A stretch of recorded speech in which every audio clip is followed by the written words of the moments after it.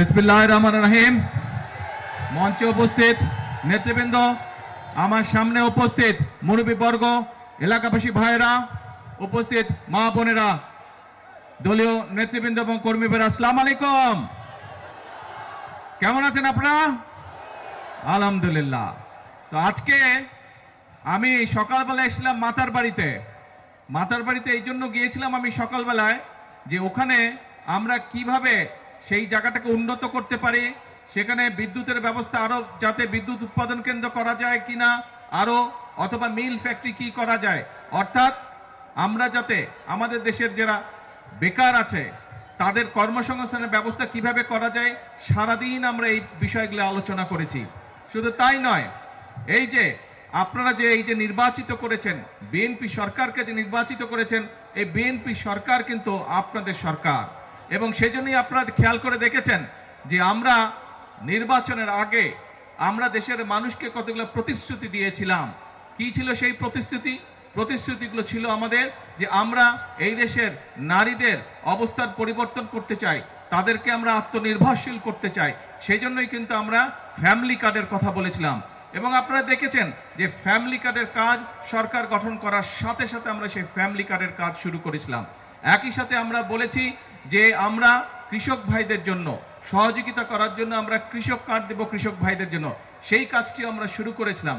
আমরা নির্বাচনের আগে দেশের মানুষের কাছে আমরা ওয়াদা করেছিলাম যে আমরা যদি সরকার গঠন করতে পারি আল্লাহর রহমতে, দেশের মানুষের সহযোগিতায় সমর্থনে, তাহলে আমরা সারা বাংলাদেশে যে যাদের কৃষি ঋণ, কৃষক ভাই যারা আছে যাদের কৃষি ঋণ 10,000 টাকা পর্যন্ত আছে, তাদের 10,000 টাকা পর্যন্ত কৃষি ঋণ সহ সুদ সহ আমরা মওকুফ করব। আলহামদুলিল্লাহ, আল্লাহর রহমতে আমরা সরকার গঠন করার 1 সপ্তাহের মধ্যে সেই কাজটি করেছি। ফলে সারা বাংলাদেশে 13 লক্ষ কৃষক ভাই এই উপকারটি পেয়েছে। প্রিয় ভাই বোনেরা, আমরা বলেছিলাম যে আমরা দেশের মানুষের স্বাস্থ্যের যাতে সুবিধা পায়। আমরা জানি গ্রামের মানুষ, উপজেলার মানুষ, উপজেলা পর্যায়ে যারা বসবাস করে, অনেক ক্ষেত্রেই তারা স্বাস্থ্য সুবিধা পায় না। সেজন্যই আমরা সিদ্ধান্ত নিয়েছি এই যে উপজেলায় উপজেলায় যে 50 সদস্যের যে হাসপাতাল আছে, এই 50 বেডের হাসপাতাল প্রথম 30 বেড করেছিলেন শহীদ রাষ্ট্রপতি জিয়াউর রহমান। পরবর্তীতে দেশনেত্রী খালেদা জিয়া যখন দেশের দায়িত্বে ছিলেন, উনি আরো 20 বেড যোগ করেছিলেন, 50 বেড হয়েছিল।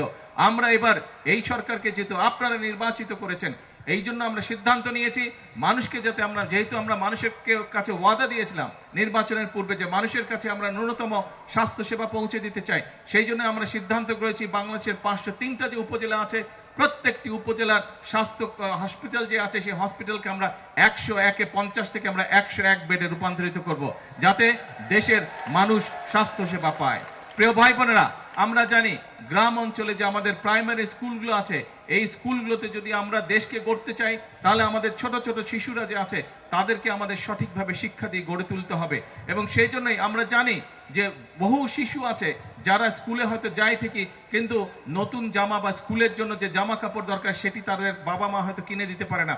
সেই জন্য প্রায় 1,20,00,000 শিশু সারা বাংলাদেশের প্রাইমারি স্কুলের আমরা সিদ্ধান্ত গ্রহণ করছি, এদেরকে আমরা বিনামূল্যে সরকারের পক্ষ থেকে ক্লাস 1 থেকে 5 পর্যন্ত আমরা তাদেরকে পোশাক ব্যবস্থা করে দেব সরকারের পক্ষ থেকে। তাদেরকে যেমন নতুন বই দেওয়া হবে, এইসব ছোট ছোট বাচ্চাদের জন্য আমরা স্কুল ড্রেসেরও ব্যবস্থা করে দেবো ইনশাআল্লাহ। প্রিয় ভাই বোনেরা, যে কথাটি দিয়ে শুরু করেছিলাম যে আমরা চাই দেশের মানুষের অবস্থার পরিবর্তন করতে, দেশের মানুষের ভাগ্যের পরিবর্তন করতে, এবং সেই জন্যই আপনারা দেখেছেন যে আমরা এক এক করে পরিকল্পনা গ্রহণ করছি, যেই পরিকল্পনাগুলো বাস্তবায়ন করতে পারলে ইনশাআল্লাহ এই দেশের ভাগ্য যেমন বদলাবে, এই দেশের মানুষের ভাগ্য একই সাথে বদলাবে। কিন্তু দেশের জন্য কাজ করতে গিয়ে, দেশের মানুষের জন্য কাজ করতে গিয়ে আমরা দেখছি কিছু সংখ্যক মানুষ আছে, এই বাংলাদেশে কতগুলো রাজনৈতিক দল আছে, আমরা দেখছি যে তারা রাজপথে বিশৃঙ্খলা সৃষ্টির চেষ্টা করছে।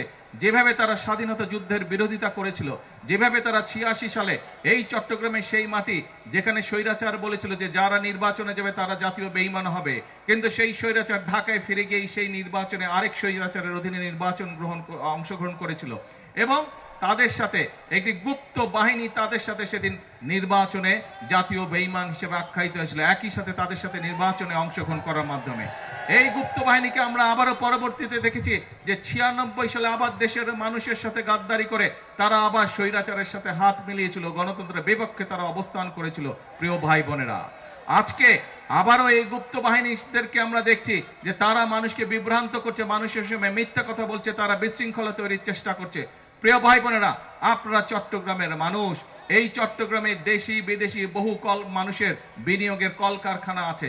আপনারা খুব ভালো করেই জানেন, আপনাদের এই চট্টগ্রামের মানুষ ব্যবসার সাথে বিভিন্নভাবে ব্যবসার সাথে জড়িত, বিভিন্ন ধরনের ব্যবসাতে চট্টগ্রামের মানুষ দেশের অন্য অন্য জায়গার তুলনায় তুলনামূলকভাবে বেশি মানুষ এখানে ব্যবসা বাণিজ্য করে।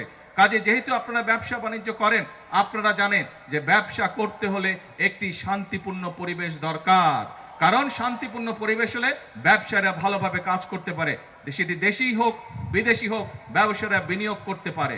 এবং যদি দেশে শিল্প কারখানা গড়ে উঠে, ব্যবসা সম্প্রসারিত হয়, তাহলে আমার দেশের সন্তানেরা সেখানে কর্মসংস্থানের ব্যবস্থা করতে পারবে, আমার দেশের নারীরা সেখানে কর্মসংস্থানের ব্যবস্থা করতে পারবে। ফলে দেশের মানুষের আয় উন্নতি বাড়বে, দেশের মানুষের ভাগ্যের চাকা আস্তে আস্তে পরিবর্তিত হবে। কিন্তু আমরা দেখছি যে একটি রাজনৈতিক দল বিভিন্নভাবে বিশৃঙ্খলা করার চেষ্টা করছে। আমরা জানি বিগত স্বৈরাচার ফ্যাসিবাদের সময় বাংলাদেশের গ্যাস, বিদ্যুৎ এইসব নিয়ে তারা বিভিন্ন রকম পরিকল্পনা করেছে, যেই পরিকল্পনা মানুষের কাজে আসে নাই, যেই পরিকল্পনা ভালো ছিল না দেশের জন্য, কাউকে হয়তো বিশেষ সুবিধা দেওয়ার জন্য তাদের পক্ষে পরিকল্পনা গ্রহণ করেছিল। আমরা এই পরিকল্পনাগুলোর উপর তাদের এই যে অপরিকল্পিত পরিকল্পনা ছিল, অপরিকল্পিত পরিকল্পনাগুলোর জন্য আমরা কাজ করছি এবং ইনশাআল্লাহ শীঘ্রই আমরা বাংলাদেশের জাতীয় সংসদে আমরা সারা দেশের মানুষের কাছে উপস্থাপন করব যে আগামী 10 বছর আমাদের বিদ্যুৎ ব্যবস্থা, আমাদের গ্যাস ব্যবস্থা কি হবে, যাতে করে ব্যবসায়ীরা বিনিয়োগ করতে পারে, ব্যবসায়ীরা যাতে করে আশ্বস্ত হতে পারে এই দেশে বিদ্যুৎ গ্যাস সবকিছু থাকবে। কিন্তু মানুষকে বিভ্রান্ত করে বিশৃঙ্খলা সৃষ্টির চেষ্টা করছে একটি রাজনৈতিক দল। প্রিয় ভাই বোনেরা, আমরা যেখানে প্রতিদিন পরিশ্রম করছি দেশের মানুষের ভাগ্যের পরিবর্তনের জন্য, আমরা যেখানে প্রতিদিন পরিশ্রম করছি দেশের ভাগ্যের পরিবর্তনের জন্য, কিছু সংখ্যক লোক বিশৃঙ্খলা সৃষ্টি করছে। আপনারা 12 তারিখের নির্বাচনে বিএনপিকে সমর্থন দিয়েছিলেন, কারণ বাংলাদেশের অধিকাংশ মানুষ বিএনপিকে সমর্থন দিয়েছিল। কারণ বাংলাদেশের মানুষ জানে এই দেশে যদি মানুষের ভাগ্যের উন্নয়নের জন্য কেউ রাজনীতি করে থাকে, সেটি একমাত্র শহীদ জিয়ার দল বাংলাদেশ জাতীয়তাবাদী দল রাজনীতি করেছে। বাংলাদেশের উন্নয়নের জন্য যদি কেউ রাজনীতি করে থাকে, কোন রাজনৈতিক দল যদি রাজনীতি করে থাকে, সেটি দেশনেত্রী বেগম খালেদা জিয়ার দল বাংলাদেশ জাতীয়তাবাদী দল সেই রাজনীতি করেছে।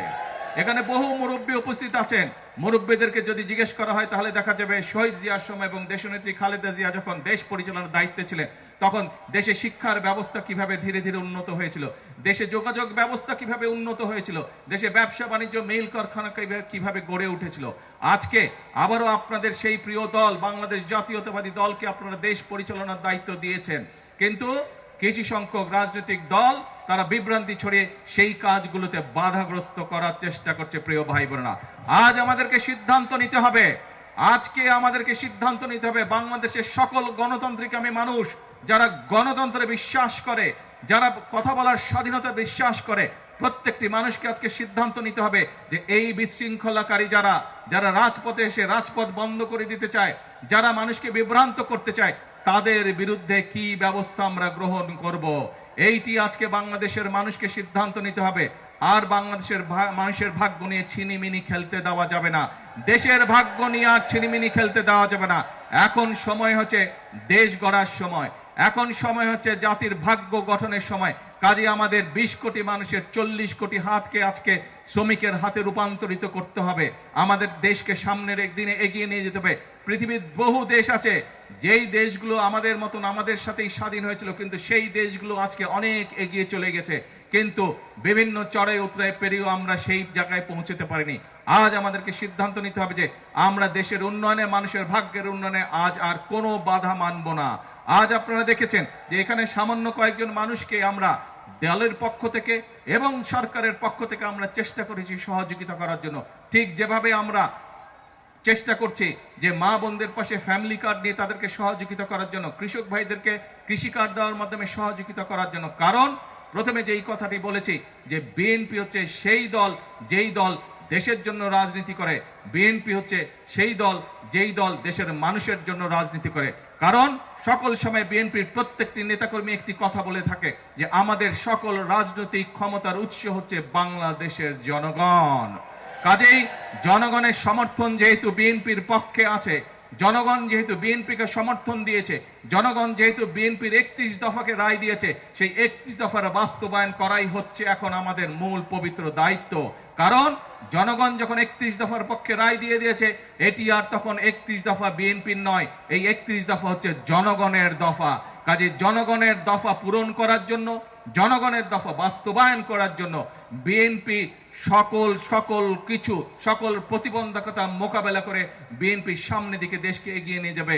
বিএনপি দেশের মানুষের ভাগ্যের পরিবর্তন, দেশের ভাগ্যের পরিবর্তনের জন্য কাজ করে যাবে। প্রিয় ভাই বোনেরা, আজকে এই অনুষ্ঠানে আসুন আমরা একটি প্রতিজ্ঞা করি, আমরা একটি শপথ গ্রহণ করি যে দেশের উন্নয়নের ক্ষেত্রে, দেশকে সামনে এগিয়ে নেওয়ার ক্ষেত্রে যারা প্রতিবন্ধকতা তৈরি করবে, দেশের মানুষের ভাগ্যের উন্নয়নের পথে যারা প্রতিবন্ধকতা তৈরি করবে, তাদেরকে আমাদের রুখে দাঁড়াতে হবে। আছেন আমার সাথে আপনারা? ইনশাআল্লাহ। প্রিয় ভাই বোনেরা, আর আজকে দেখেছেন এই সরকার চট্টগ্রাম থেকে দুইটি গুরুত্বপূর্ণ মন্ত্রণালয়ের দায়িত্ব দুজন গুরুত্বপূর্ণ ব্যক্তির হাতে দিয়েছে। যেহেতু সরকারের চট্টগ্রামের দুইজন গুরুত্বপূর্ণ ব্যক্তি রয়েছে, ইনশাআল্লাহ চট্টগ্রামের উন্নয়ন কেউ বাধা দিয়ে রাখতে পারবে না। সমগ্র চট্টগ্রাম ধীরে ধীরে যে সকল প্রয়োজন উন্নয়নের জন্য প্রত্যেকটি কাজ ইনশাআল্লাহ পর্যায়ক্রমিকভাবে আমরা বাস্তবায়ন করব। প্রিয় ভাই বোনেরা, আসুন আমাদের সামনে লক্ষ্য একটাই, আমাদের সামনে উদ্দেশ্য একটাই, সেটি হচ্ছে দেশের ভাগ্যের পরিবর্তন, দেশের মানুষের ভাগ্যের পরিবর্তন। সেই জন্যই আমরা একটি কথা বলে থাকি, সেই জন্যই আমরা একটি স্লোগান দিয়ে থাকি, করব কাজ সবার আগে, করব কাজ সবার আগে।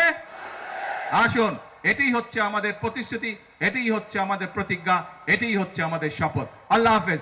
বাংলাদেশ জিন্দাবাদ, বাংলাদেশ জাতীয়তাবাদী দল জিন্দাবাদ।